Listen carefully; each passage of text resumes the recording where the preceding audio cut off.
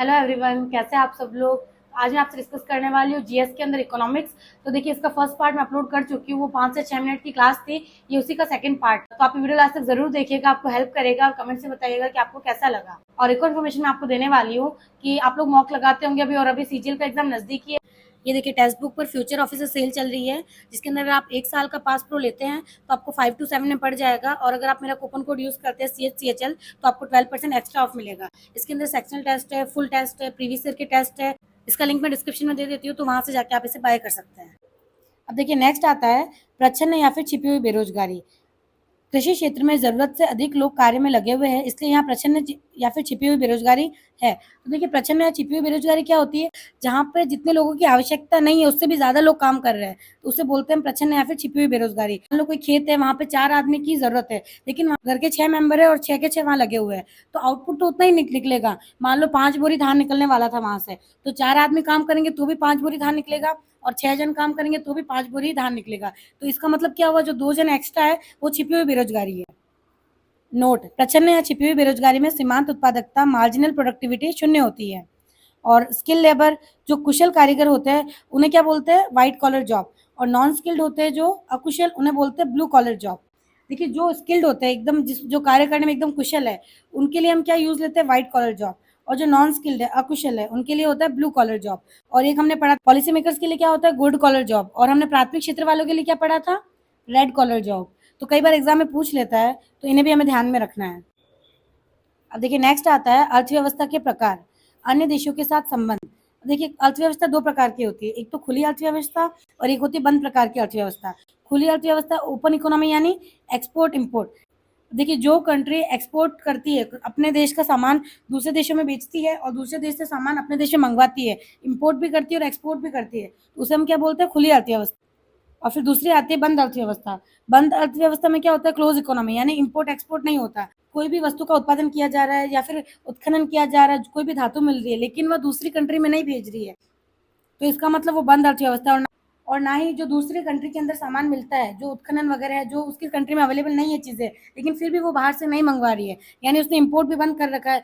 Export import दोनों चीजें बंद है, इसका मतलब बंद अर्थव्यवस्था है, क्लोज इकोनॉमी है।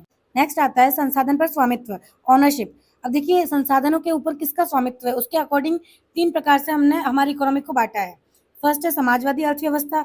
इसके अंदर जो संसाधनों का अधिकार है वो सरकार के पास रहता है। इसका एग्जाम्पल है नॉर्थ कोरिया, चाइना और रशिया का भी झुकाव इसी की तरफ है थोड़ा। तो नॉर्थ कोरिया में तो जितने भी संसाधन है, सबके ऊपर सिर्फ और सिर्फ सरकार का ही नियम लागू होते हैं।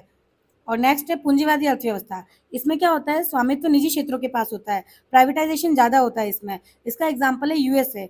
इसमें क्या होता है कि सरकार की भूमिका कम रहती है, सारा स्वामित्व प्राइवेट कंपनीज के ऊपर ही होता है।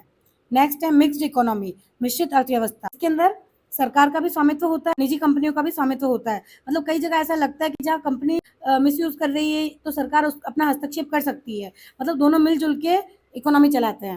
तो भारत में मिश्रित अर्थव्यवस्था है, कुछ चीजें प्राइवेट में भी है और कुछ चीजों पर सरकार का अधिकार भी है। अब देखिए, फर्स्ट है पूंजीवादी यानी कैपिटलिज्म। इसके अंदर बाजार की प्रधानता होती है, निजी क्षेत्र इसका ज्यादा स्वामित्व होता है, और इसका उद्देश्य क्या होता है? अधिकतम लाभ कमाना। और इसका रिजल्ट क्या होता है? अमीर और ज्यादा अमीर हो जाता है, गरीब और ज्यादा गरीब हो जाता है। पूंजीवाद के बारे में एडम स्मिथ ने बताया था, और उसने एक सिद्धांत दिया था, अहस्तक्षेप का सिद्धांत। मतलब उसका कहना था कि सिर्फ और सिर्फ निजी क्षेत्र के पास ही सारे अधिकार होने चाहिए, सरकार को हस्तक्षेप करने की कोई आवश्यकता नहीं होनी चाहिए। नेक्स्ट है समाजवादी अर्थव्यवस्था यानी सोशलिज्म।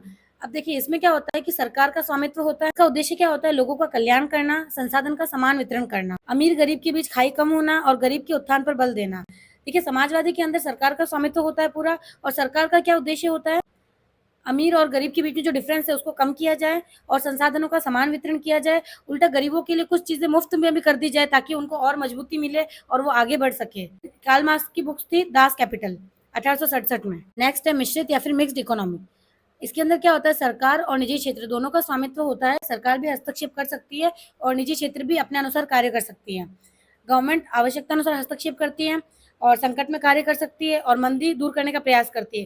देखिए, कई बार क्या होता है कि प्राइवेट के हाथ में हम चीजें दे देते हैं, तो जब प्रॉब्लम आती है, इकोनॉमी डाउन होती है, तो उस टाइम प्राइवेट तो क्या करेगा कि वैल्यू बढ़ाता जाएगा। लेकिन अगर सरकार हस्तक्षेप करती है, तो उस टाइम में सरकार अपने ऊपर जिम्मेदारी लेकर के गरीबों को मुफ्त में चीजें उपलब्ध करवाती है। भारत में 1991 से पहले समाजवाद की ओर ज्यादा झुकाव था, लेकिन अब पूंजीवाद की ओर झुकाव बढ़ने लगा है। 1991 के बाद काफी चीजों को प्राइवेट किया गया है।